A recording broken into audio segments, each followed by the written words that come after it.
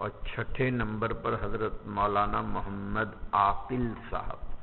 کم سے کم مقدار ابو داؤد کے کچھ ابواب اور مقدمہ مسلم حضرت مولانا کے پاس پڑھا۔ جب اطلاع پہنچی حضرت مولانا کو کہ میں نے مقدمہ مسلم کا 2 مرتبہ من اولہ الی آخرہ ہی تکرار کرایا تو بہت خوش ہوئے، بہت ہی خوشی کا باقاعدہ اظہار فرمایا۔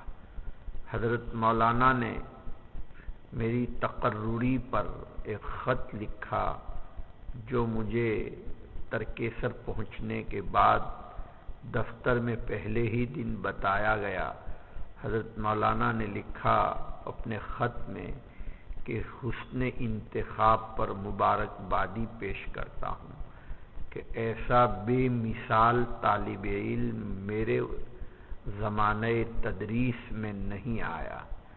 مجھے جب یہ خط مولانا عبداللہ صاحب نے پیش کیا تو مجھے خوشی ہوئی کہ میرے اساتذہ کو اتنا اعتماد ہے۔ تقرری پر آپ نے میرے بارے میں مولانا عاقل صاحب نے خط لکھا، لیکن حضرت مولانا